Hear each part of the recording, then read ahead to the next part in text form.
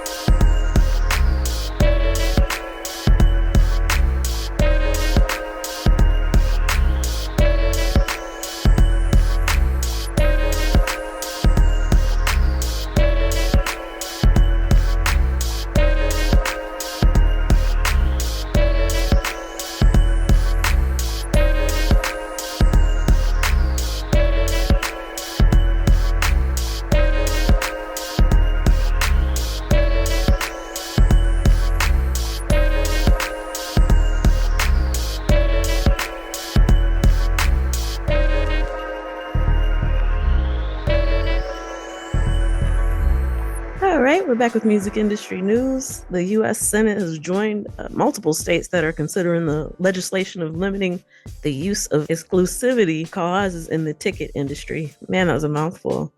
All right, so the Unlocked Ticketing Markets Act, which is SB 1321, would empower the FTC to prevent multi-year exclusive contracts that limit competition in the market.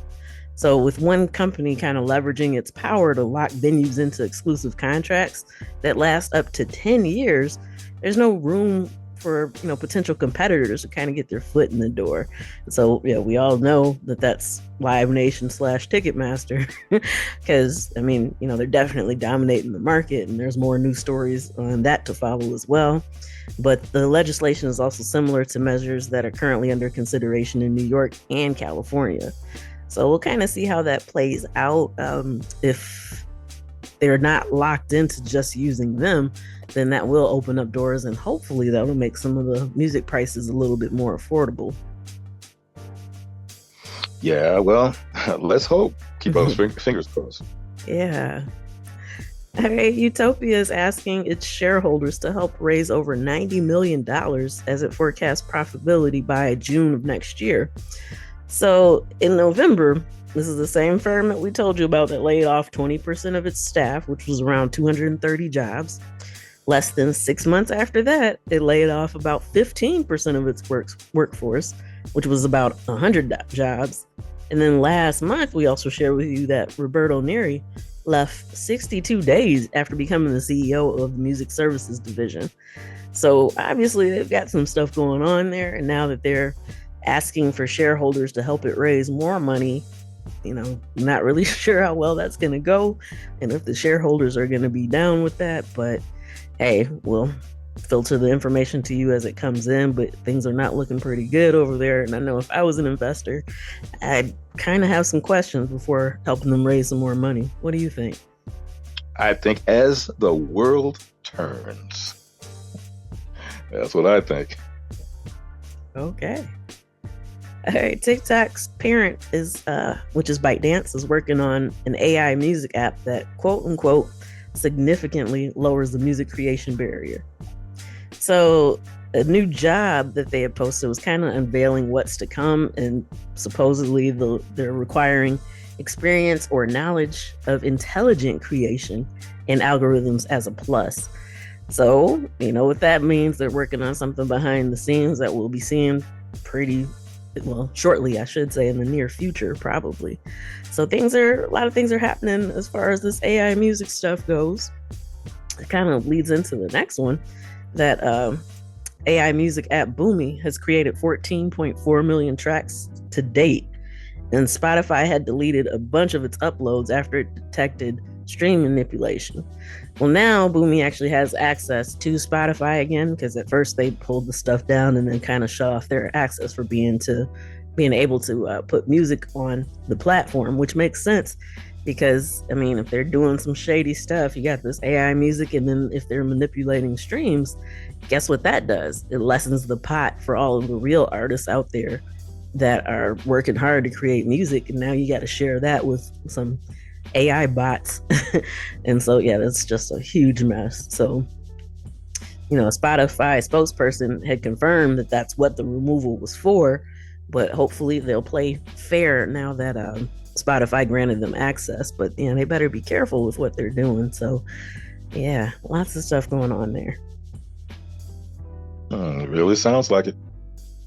All right, the music software gear and skills market has reached $6.6 billion, and 42.42% of that is attributed to electronic music. And so they're saying that most of that came from dance producers and DJs, but it's kind of giving you a hint of how popular electronic is in today's music landscape. So, hey, I'm always been a fan of it. For people who know the music that I release, it's typically hip hop, R&B, or house music. And, it's definitely a really, really good market. So if you have love for electronic music in any way, shape, or form, now's a great time to explore that. Well, that's a genre that there's a whole lot of folks really loving that, and they're loving this kind of news right here that you just brought forth. Mm-hmm. Right, and Music and Copyright has published their market share analysis for last year. So they basically do this report annually. And so now they've just released how things were going last year. And the numbers are just incredible when you look at it and what it actually represents. So independents had the second largest recorded music revenue market share last year at 30%, which was just behind Universal Music Group at 31.8%. So that's not a huge difference. And Universal is supposed to be the largest record company in the world. And so to think that independent artists actually have that share right behind the largest of the big three, so to speak, man, that's incredible. And it's showing you that some stuff is shifting. Listeners aren't needing record labels and the marketing from the record labels to tell them what to listen to. They like what they like. So it's so promising. And you can probably hear the excitement in my voice. But yeah, once I actually saw that, I'm like, man, can we really call it the big three anymore if independents are actually ahead of Sony and Warner? What do you think? Ooh, kind of close to call on that one. There's some companies that are used to gaining the major shares of everything, and then they don't want to allow room for others to come in. But now this could be kind of a flip. So it's going to be interesting to sit back and watch. Yeah, it is, because we're already seeing a lot of that where these larger labels are buying up these independent ones. So, there was a time, I think probably last fall, where maybe every month we had a story about a smaller label that was getting bought out by a larger one, and that's their attempt to try to reclaim market share. But obviously, according to these stats, they're not doing it fast enough. But yeah, so basically the ranking of the market share was Universal Music Group, independent artists, and then after that was Sony, and then Warner Music Group. So, I mean, when you look at that, I think it's about time we start saying the big four. Yeah. Well, in a different view, if I had a particular type of business and then somebody just wanted to come in and just do a hostile takeover of my business, I really wouldn't be too happy about that. If it was an amicable deal, that's one thing. But, if it's a hostile takeover where I don't have too much recourse, well, I wouldn't like that. I just would. Well, yeah, for sure. But that's the benefit of being independent, is it can't be a hostile takeover because you own it. So was it like 300 Entertainment? So as long as these companies aren't public, they don't have to worry about the larger labels kind of sneaking in there on them. The deal only goes if they say that they want it. But that's the thing, though, is that these major labels actually have the money to make these independent labels say, yeah, you know what, go ahead and have it. Because most of the time when we've talked about some of these deals going down, these were huge dollar signs that, would basically make anybody understand why they'd want to sell. But yeah, good point. Don't sell just to sell. But yeah, most of them are actually making it worth the while. Okay. Okie dokie. Yeah. All right. So ByteDance has shut down their free tier of Rezo Music. We had just announced not very long ago that it was, kind of blowing up, becoming a big thing. But as of Tuesday, May 11th, Rezo became a premium-only music subscription service. So low conversion rates from its free tier to paid subscription is kind of attributing, the reason why they're doing it is because of that. So since not as many people were actually hoping to buy into it, they said, you know what, well, let's just shut down the free one altogether, and then everybody has to pay. And so, this was part of the reason why some of the labels weren't really willing to sign deals for Rezo to be able to expand outside of its current region. But by doing this, more likely they'll be able to, which means more money for them, which makes perfect sense. So, the prices aren't steep. In US dollars, we're talking around $338. But it's a logical move that they're doing. And the people who had the free tier, they're letting them keep that free, what they're calling a trial now, for another month. So it's giving them a chance to, I guess, get their money together before they're billed for it monthly. All righty then. All right. Now this story is kind of bananas. I hadn't really seen it around in a lot of places. It seems like it should be getting more publicity than it is, but the Bamboozle Music Festival was shut down because fans said that they were being cyberbullied. And so the Atlantic City officials just went ahead and shut it down after seeing some of the evidence that was presented. But the festival organizer, John Desposito, I believe is how you pronounce it, but he encouraged fans to buy the expensive tickets early, saying that prices would jump even higher as they announced more big names. And some of the fans were kind of balking at the price of it because it's been like a long-running thing. It had been on hiatus for some years, but people were excited to see everybody that they knew was a part of the lineup and, who might be added to it later. So the fans who paid more than $400 for a 3-day pass were angry when the ticket prices fell and no bigger names were actually announced. So, long story short, as far as that goes, they were duped. And, that's just pretty messed up. But to add insult to injury, you're already duped. And then, of course, you want to spread the word to kind of keep other people from getting caught up in any more chaos that may ensue. They decided to open up an Instagram page called Scamboozle. So that way more people would be aware of the fraud. And also, they were trying to get refunds because the prices dropped, and rightfully so. Once Desposito found the page, he started name calling the complainants with sentiments like jackass, dork, effing clowns, and in one case, he publicly threatened to publish the address of a fan who posted criticism and wrote show sponsors about the online aggressive behavior. So he used his podcast to offer VIP passes for fans who showed up at that fan's doorstep as part of what he was calling an anti-bullying fundraiser. How bizarre is that? No, that's over the line right there. That's over the line right there. But you never know to what limits people go to get their own satisfaction. But that's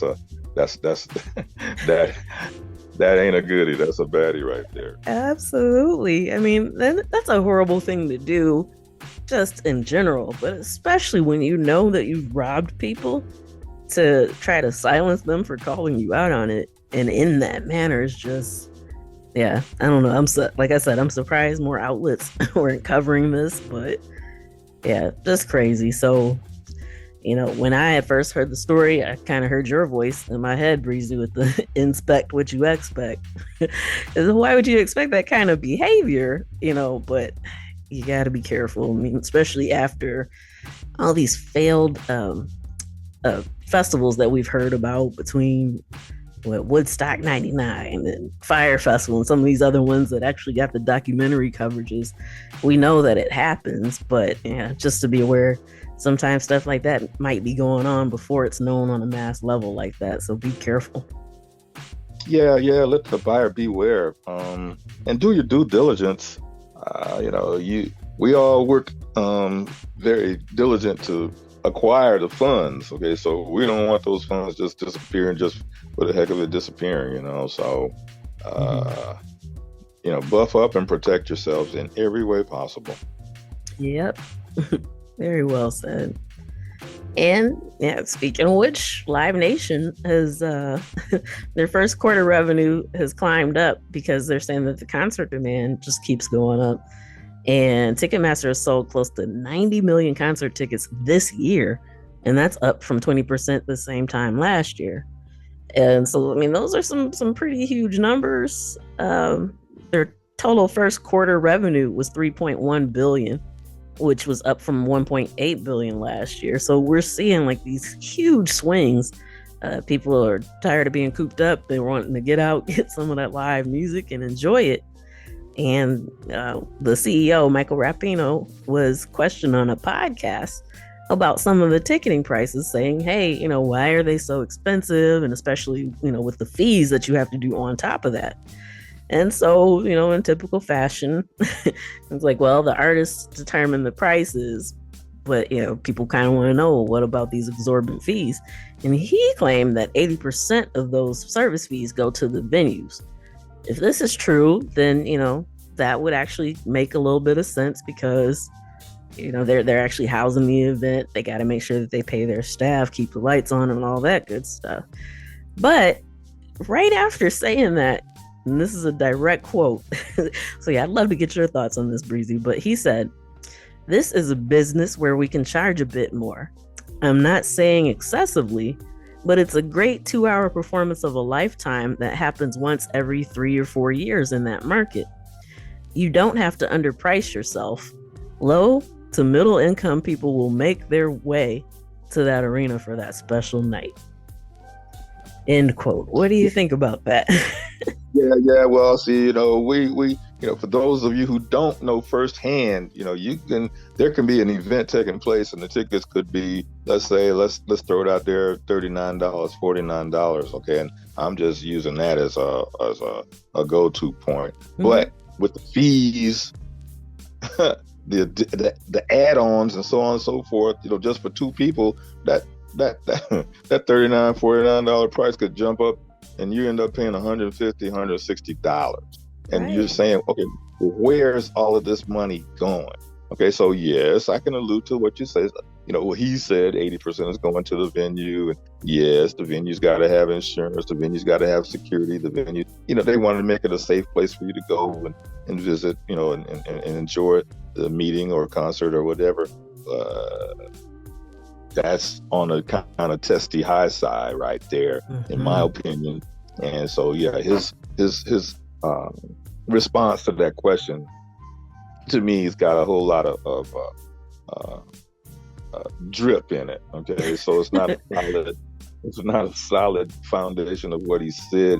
He may think it is, but there's going to be a lot of people that don't agree with that. And hey, capitalism at its finest. Hey, gouge them. Yeah. Because how do you go from saying, hey, the fees are justified, to immediately saying, yeah, well, we can charge more because you're going to come no matter how much we charge you? Like, that's the way I interpret it. Listeners, if you got a different take on it, please feel free to reach out and let us know. But man, you're right. I agree with you wholeheartedly. And I feel like and then on the flip side of that is there's some artists that pop up, they want to give shows, and next thing you know, their system, that not the artist system, but the ticket system messes up. Yeah. You're gonna lose that a bunch of times here within the last 5 months, where there was some faulty transmissions or whatever you want to say. It caused a lot of turmoil and some disappointment with a whole lot of folks. So, there's definitely room for more folks on the block, more businesses on the block in that type of area, because when you get one person and they got the majority, yeah. It's just like you're saying, if 80% is going to the venue, then at least take your 20% and make your process better so people don't deal with that. Yeah. When we all can just allude to one person, within the past 6 months that was trying to have some concerts, and next thing you know, and it left a whole bunch of young folks disappointed and their parents disappointed, not only in one spot, but all over the country, all over the world, for the same thing, and no transmission. Like, hey, what's this about? Yeah. And while that's unfortunate, things are, have you noticed how the ball started rolling as far as investigations and looking into that after the whole Taylor Swift fiasco? So one thing I will say is that Taylor Swift fans can get things done. So, sorry you guys went through that, but kudos to you for not taking it lying down. And, hey, I definitely expect some changes to come forward after all this legislation is looked at. Well, I can allude to just recently, I believe it's 2 weeks ago, when Taylor Swift appeared in Atlanta. Okay, the metropolitan train system that is used for transporting folks easier to major events and so on and so forth. That system is really used a lot. Okay, but the the fans that came out and rode that thing to and from the recent Taylor Swift concert, it like dwarfed some of the other concerts in history by the sheer volumes of folks coming through there riding that system. And the whole area, the whole region around here was just shocked at how many people really wanted to see those concerts and rode that system. So yeah, there's some artists out there that can kind of demonstrate that the system, there just needs to be more options in the system, the ticket system. Yeah, because fan power is real. It is. Absolutely. All right, and Vivo is kind of moving into, well, they're looking at late night stuff with electronic, indie, and 2010s music video on demand channels. So they're ad supported, what they're calling fast channels these days. Included one focused on music specifically from the 2010s, another focused on alternative / indie music, and another called Vivo Dance and Electronic. And so they're also going to launch a features channel programmed around cultural months and holidays, which will include Black History Month, Women's History Month, 4th of July, Halloween, and things of that nature. So yeah, we were just talking about Quincy Jones's Fast Channel, and now Vivo's doing this. So it's a lot of different music programming opportunities that are coming out that will be free for everyone to watch as long as they don't mind a few ads. Yes, yes, yes. Now let me swing right back to the ticket situation, real short, real quick. Yeah. Now, their HBCU football games actually garner a whole lot of interest and fun and enjoyment for various families, students, and so on and so forth. So a couple weeks ago, when a schedule was announced in Atlanta for a football game that takes place this fall. Okay, now mind you, of the calendar date we're in right now. So you're talking 6-7 months away, maybe 8 months away. So the way when the schedule was announced, and there were marching bands involved, well, the students from those two schools, they immediately, on the first day, just hundreds and thousands of them bought tickets that first day. Even though the game is not scheduled for 6 or 7 months. So, I guess that could be fair to them. But there's blocks of tickets already gone. Okay, wow. An event, and the mass public doesn't even know that the game is even scheduled yet. You see what I'm saying? So they've got to come up with some other kind of way. Yeah, that might need some regulation too. Yeah. All right, Plex's music player, PlexAmp, now works with ChatGPT for playlist creation. And so it's called Sonic Sage, and it builds unique playlists by scanning the user's library and leveraging their title subscription. So Plex Pass subscribers who subscribe to Title can create playlists by asking for things like, oh, give me mellow ballads by heavy metal bands, or give me some upbeat electronic songs from the Chainsmokers, or psychedelic indie rock like Pink Floyd, and then it'll put it together for you. So, I mean, hey, that definitely streamlines the process, and it's going to also offer additional music discovery options, including the ability to use a variety of DJ modes, so that way you can go on what they're calling sonic adventures and create mood radios. So sounds like something pretty interesting for all you Title subscribers out there. And if you have Plex, maybe check it out. Let us know what you think. Yeah, I can dig that. All right, and now they've got available for you to see renderings of the proposed $160 million Louisiana Music and Heritage Experience Museum. So this thing is going to be 120,000 square feet.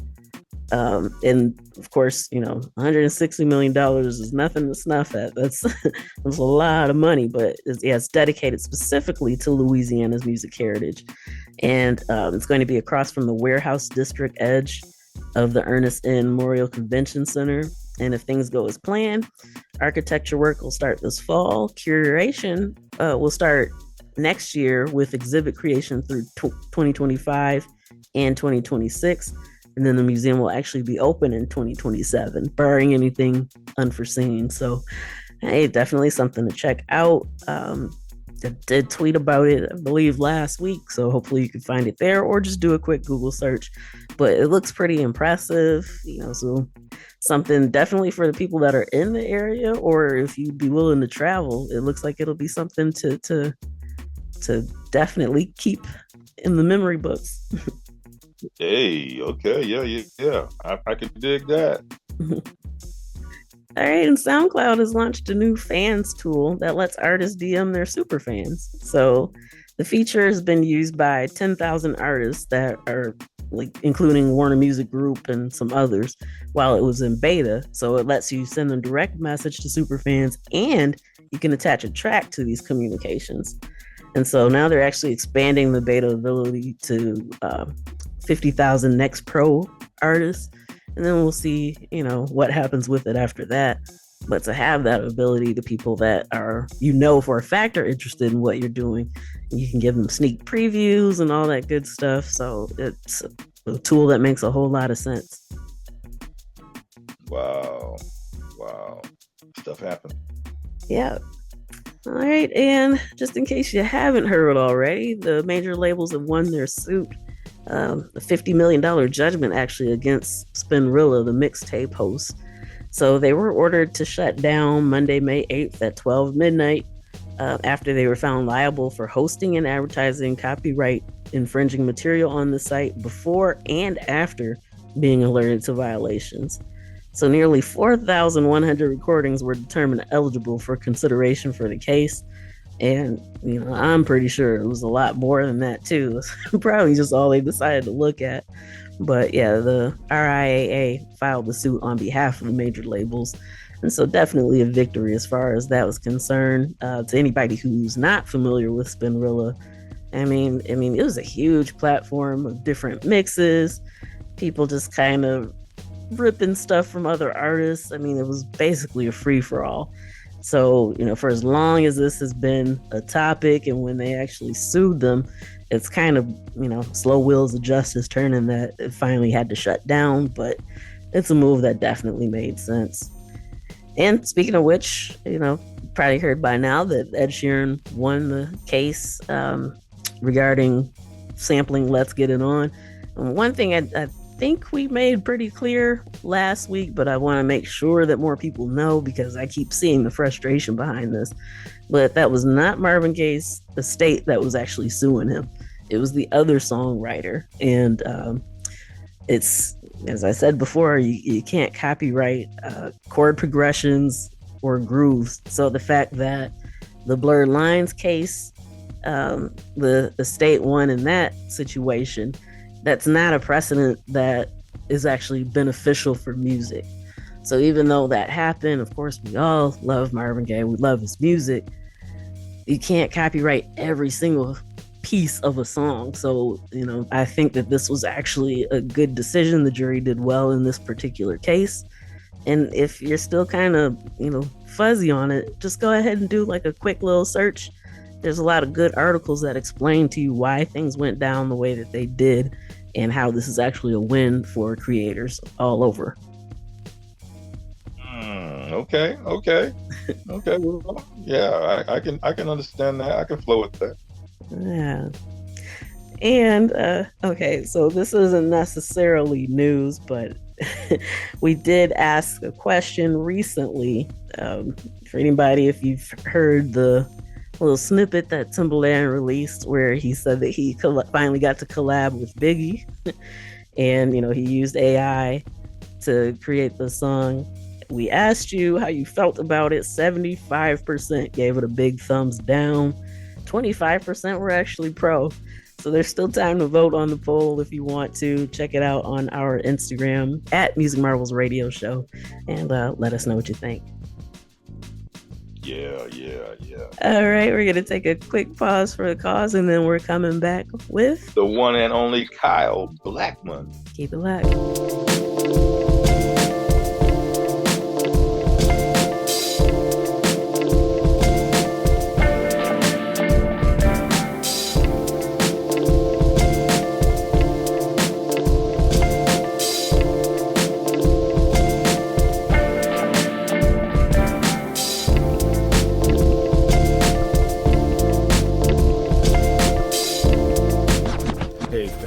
Breezy Gipson from the Breeze team. How would you like to see an online platform that brings you people who've already indicated that they're interested in your particular type of business?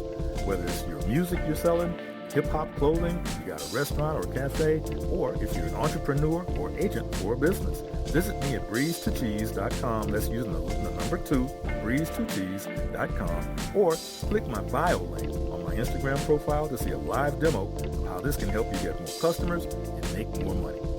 Hey, this is Achickwitbeatz. I am a multi-genre music producer and strategist to indie artists and labels.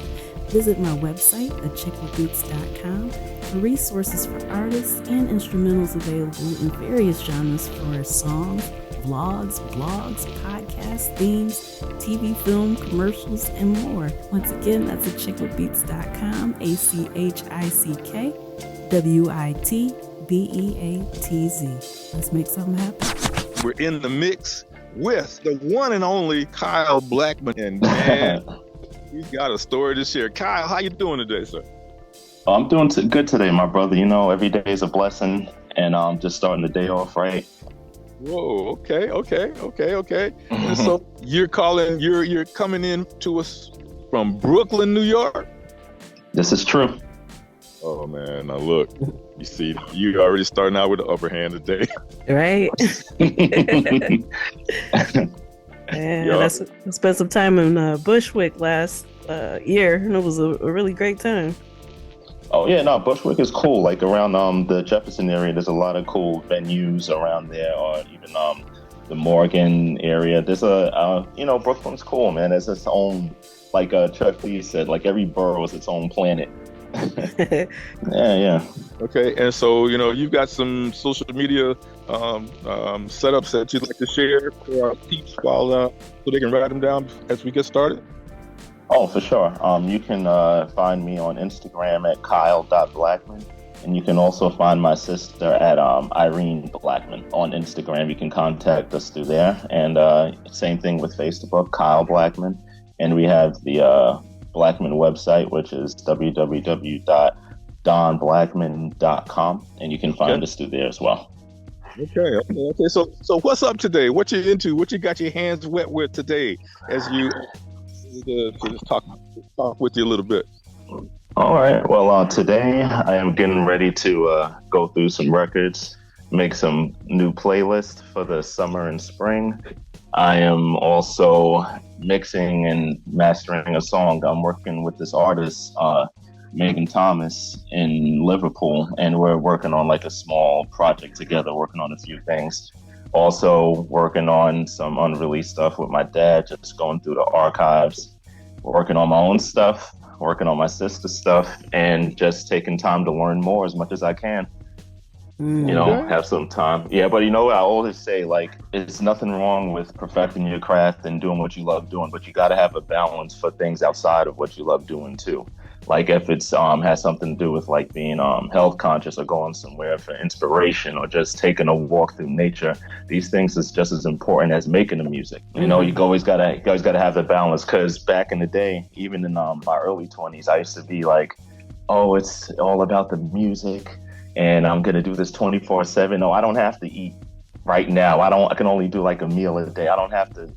All that stuff will eventually catch up with you, because that little situation or me having that fantasy in my head not to be conscious of what was going on with me physically ended me up 5 or 6 days in the hospital. Because I had ulcers from stress, malnutrition, and things of that sort. So I say, take the best care of yourself as you can, so the music can come out the way you hear it in your mind. Because I love music too, but if we're not physically healthy, how are we going to make it? How are we going to sing it? How are we going to program it? We have to physically do this. So we bring it from the spirit world into the physical. And that takes a healthy body and a healthy mind and a healthy spirit. Yeah, that kind of makes me think, or wish we had that little sound bite of Keenan and Don't Be a Menace when he was the mailman. Message right Message. on the next interview, we can have some sound bites, queued up. Yeah, man, that's pretty awesome. Mm-hmm. Yeah. On the illustrious Instagram profile, I see that you dig through crates a lot, searching for old vibes, old sounds, and so forth. Share with our listeners how you got into that, or why you got into that, and some of the happiness that you get out of doing that. Well, to keep it real, I go to the record store not as often as I used to. I mostly dig through Spotify. I'm not even gonna lie. So it's just I go through Spotify and I go through some things, and when it comes to like playing out, say if it's like a vinyl only like gig or something like that, I'll play all vinyl. But I also love going through vinyl because You get to have the physical, so you can read. I love reading through liner notes. I love the vinyl art of it. I love holding the vinyl or just seeing the creaks, the crackle when you drop that needle. You know, there's a certain spice onto it. Yeah. Now, here's a funny thing. Before we had access to all of this stuff, this is back when I can say I was a kid, maybe like, let's say 90, 91, right? Let's say like mid 90s, late 80s. How I would get music before internet. I am a big movie buff, and I got that from my dad as well. Me and my sister, we love movies, quote movies all day, all different types of films. So what I would do is, and I was so blessed, I was one of the families in my neighborhood that had cable, so those 60-something channels meant a lot. And so there's a lot of movies that would come on, and I would listen to the music in the movies.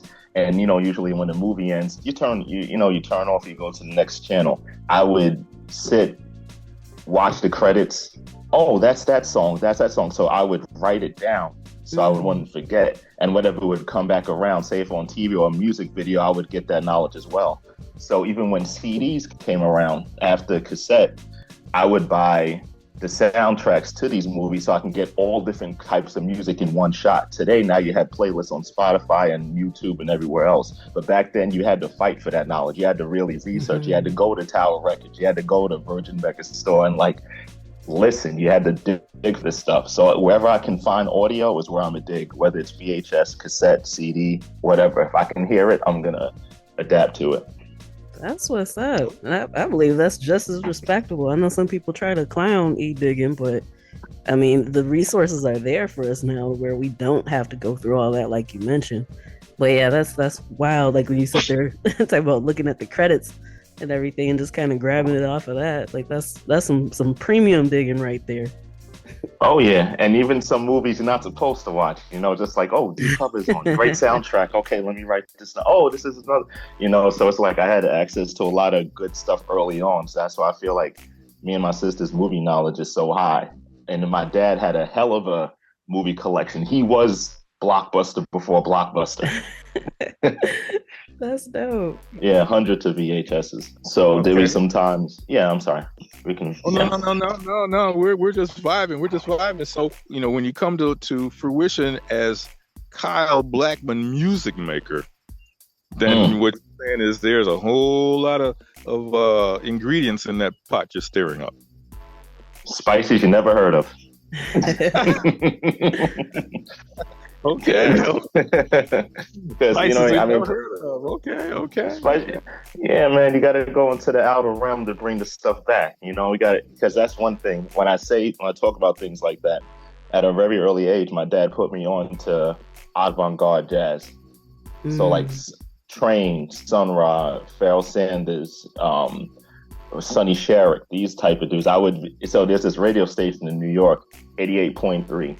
So they would always have different jazz programs, and then they would always play like the standard, and so it couldn't go like from Miles to Lee Morgan and then go on to like Sun Ra and like the George Duke and all the extraterrestrial stuff. So I feel like I was very in tune with like the cosmos at a young age. I would like sit in the bathroom like for hours just listening to this stuff on the radio. So I was blessed in that aspect of knowing about these artists at a young age. Oh, okay. So that leads to where all of these music spices are coming from, right?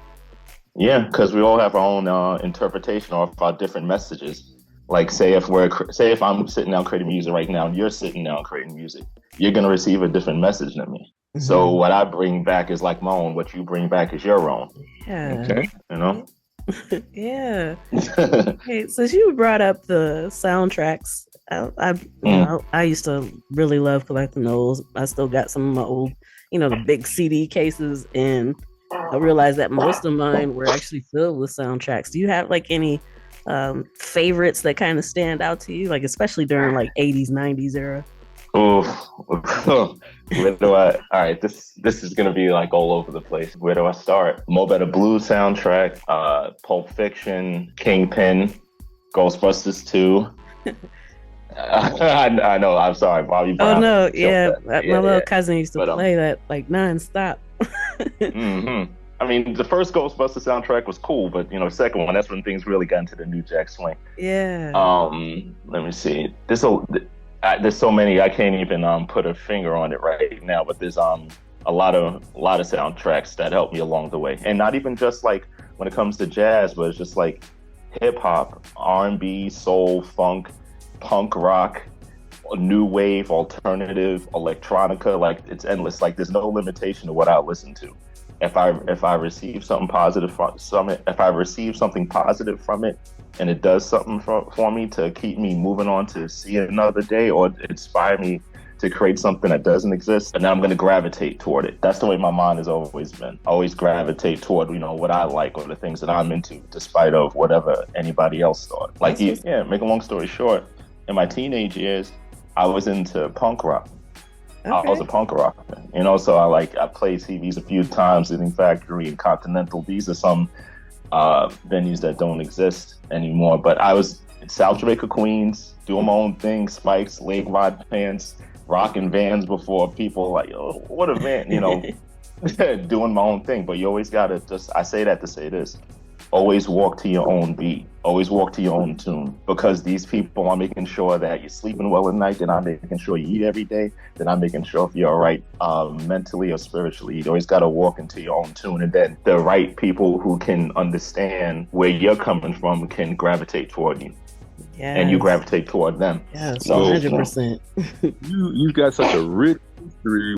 Your Instagram page pops off with some of the interests that you have. So yeah, I can truly say Kyle Blackman, music maker. I mean, I'm seeing you scratching with the 12s. I'm seeing you playing bass guitar, other kind of instruments. So having said that, let's revert back to your childhood and share with our listeners a bit about where all of that music, where did all that come from? You know what? I have to say, I didn't choose it. It chose me. When I was small, I didn't have, even though my dad was a musician and I had music all around me, I didn't think that I would actually play something someday. I actually wanted to be a cartoon artist when I was small. Like I was into art and drawing, so it's like that came around when I was about 13 or 15 years old. And then you have stations like MTV and VH1, you're going to have all different kinds of music. And my first introduction to something that gravitated me toward my first instrument, which was guitar, was the first time I heard Nirvana. Not going to lie. So like around 1991, 92, this is around Nevermind. So when that came out and they was playing that on MTV every day, all day, I was just like, this is something different. This is like, whoa, like what is this about? And this is something totally different that I didn't see in my environment, especially in South Jamaica, Queens at that time. So just like Nirvana, Soundgarden, Alice in Chains, or seeing Public Enemy, Beastie Boys, Wu-Tang, just different things. And I was just like, some of these artists are from where I'm from. We're in the same state, like New York. And I found out about like the Cali stuff later. But when it comes back to the instrumentation, I just had a love for guitar. And I gravitated toward that first. And then I started playing in a punk band. And then from there, I gravitated toward bass because somebody needed a bassist. So I was like, all right, let me get toward this thing. Me thinking that bass is easier than guitar just because it has less strings. We all thought that once upon a time, but no, it's something totally different. And the funny thing is, when it came to keys, I didn't even really start playing or taking it somewhat serious until after my father passed. So I feel like when he passed, that gift just descended down to me. Now, I'm not saying I'm playing like him. But I've still got some work to do, but to have the interest and to be able to have the flow or just like the ability to do it came after he passed. And when it came to the beat making, when it comes to like MPCs or whatever drum machines that Rollin put out, I got into that around 2009, 2010, because when I got introduced to this label, Stone's Throw, they had artists on there like Madlib and J-Rock or like some other cats, and I was just like, they're doing something different. And then I got put on the Brain Feeder with Flying Lotus and Daedalus and Toki Monster, Gaslamp Killer, and all these cats. And I'm just thinking like beat making's a whole nother world. Now, here's the funny thing. Coming from, you're from Detroit. Kalamazoo. Yeah, okay. So when I started making stuff on GarageBand back home on my computer, I was like, I didn't know nothing about scales or mode like that. I was playing by ear mostly. So I would just load up GarageBand, make my little boom back beats, and I'm just like playing keys, whatever sounded good to me. But when I heard Dilla, I was just like, and then you try to start putting swing on your stuff, and then you try to like mess around. Just like, I don't want to sound like anybody else. That's why they say, like, when you see like drum packs for sale, do you want to sound like this person? Do you want this person's drums? No, I don't want this in sounds. I don't want the drums. I want what I can create, because I feel like I'm doing myself a disservice. I love what they created. I love listening to what they created, but I don't want to sound like them. Right. You know? Yeah. And so that's what inspired me. I went through different phases in my life, musically and artistically. So many different phases, but it paid off. It paid off because you're able. So let me interject real quick. You have some family legacy musical ties. So share with our listeners what that's all about. So growing up, I have a lot of aunts and uncles, especially on my dad's side. You know, it's just like the musical family is international. So I have aunts and uncles from all over the world, close knit when it comes to the Blackman family tradition. I was growing up around Dennis Chambers, Barry Johnson, Bernard Wright, Cindy Blackman, certain members of Parliament Funkadelic, Barney Morrell, Gary Schneider, a lot of those cats. So Marcus Miller, can't leave him out. And so I was blessed to just be around this greatness and not even know the magnitude of what I was around, because I would always be, my motto was like, I'm more in tune to who people are rather than what they do. So when it comes to my dad, he's praised for music, but I loved him because of who he was. What he did was an extra plus to me. That was a cherry on top. To me, the music is secondary. Like, the person has mattered to me most. So to have people around that has this knowledge and different world travels, just being around certain things, different religions and cultures, it was just very overwhelming to me. And when I was little, my dad or my mom, say if me and my sister in the back of the car were driving, be on the radio. And mind you, I'm small, 6, 7 years old. Somebody's playing, he'd be like, name that trumpet player, name that drummer. It's like, I don't know. Oh, that's all Blakey. Yo, you're Don Blackman's son. Don't tell nobody you don't know. Just like, huh? I didn't even, I didn't understand them, but that inspired me to work harder, to do the homework, to go back and know the artist. So say if you have hip hop artists who sample certain, drum breaks or keyboard riffs, it's good to know where that stuff comes from in every background.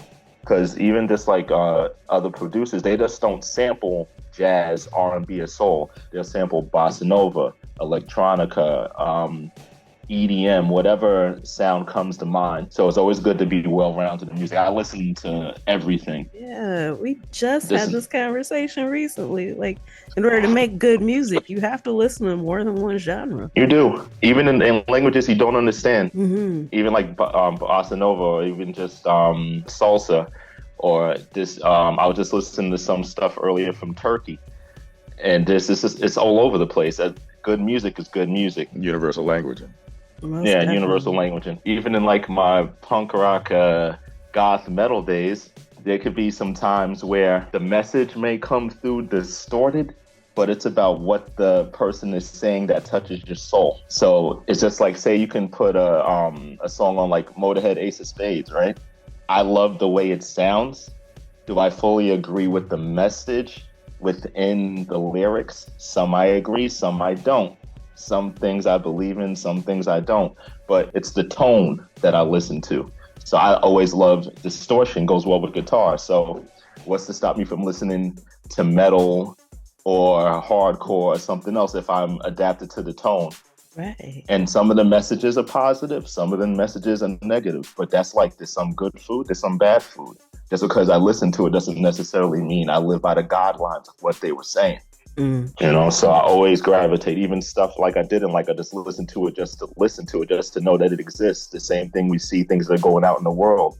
There's some things that we don't necessarily like, or things that are opposite to our points of view, but it's still out there, and it's good to know that it's out there. You're listening to the voice of our guest, Kyle Blackman. Find him on Instagram at kyle.blackman, and website was DonBlackman.com. That's good with that, because you can reach me and my sisters through all three of those. Okay. So now let's ease into educating our listeners a little bit about your father, how he mentored you, and just the whole Mr. Blackman environment. If we have another 3 hours, I could do that. No, just kidding.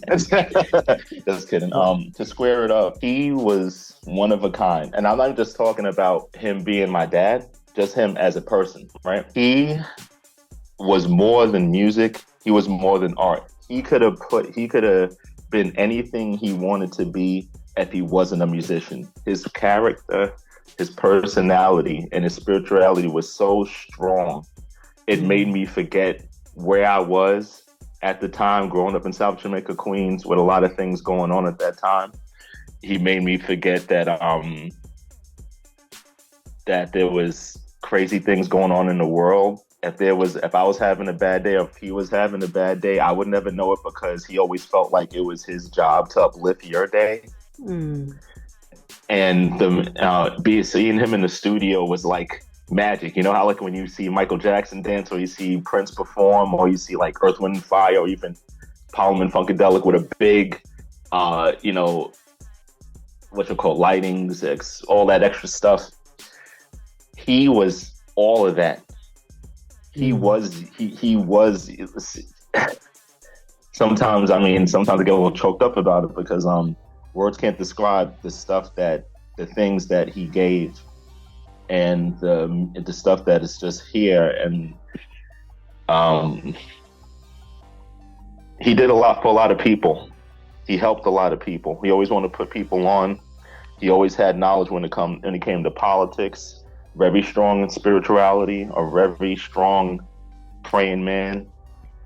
He would give his last in some situations if he could, and going through stories that I, just out of his own respect for him, that I can't particularly share at this moment, but stories that he's told me of his life, I think to myself, could I have went through that? Could I have survived that and still raise a family on top of that, and still having the strength that he had? So to me, he was more than a man. He was my hero.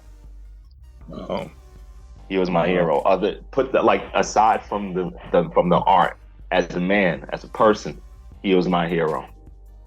Wow, even when he was wrong, he was right. You get what I mean? I loved him unconditionally that much. Even when he had his things, every family has bad memories. When you have your good and you have your bad, all the good always outweighed everything else. And I loved him unconditionally, which is part of the reason why I dedicated almost a decade of my life to transfer his unreleased, like 40 years worth of stuff. Whoa. Music, visuals, a whole bunch of stuff unreleased. And it was a huge process to go through that. Huge process. And I'll say this much: you can't heal or go through something without a team. Thank God for my sister. Thank God for my mother. Thank God for my nephew. Thank you for all of my close friends and family who kept my chin up, and my mentors who came in and out of my life to show me the way how to maneuver through this, and just still be here and have a strong mindset. Like my dad always say, what I could teach you, the world could teach you, but the world doesn't teach you with love. Yes. And he did just that. He taught me with love. Unconditional love.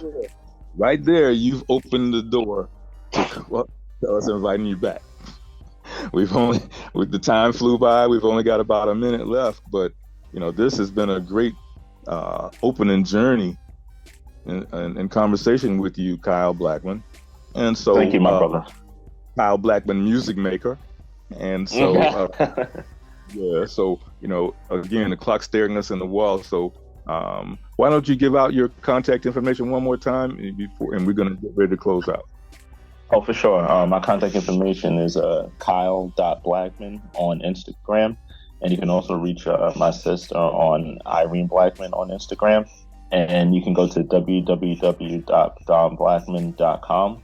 and you can reach me through there and reach everything, see what's been going on with news updates and everything like that. And to say this much, thank you so much for having me on your show, my brother. And I appreciate y'all so much. And thank you to all the fans and the listeners, because without the fans, I don't know how I would have got through this period to get to where I am today. So thank you, everybody that's even dropped the needle on my dad's album or listened to it online or just had the time or took the interest to study or to listen to it. Thank you so much. All right, that does it for this week's edition of Music Marvels with Achickwitbeatz and Breezy Gipson. We thank you once again for tuning in. We thank our home stations, Grander Radio out of Grand Rapids, Michigan, and Sparks Radio out of Denver, Colorado.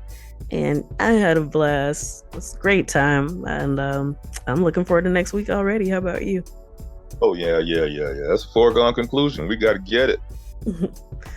All right. So until next time, you know where to find us. Tune in, tell a friend. We'll see you then. Peace. Peace.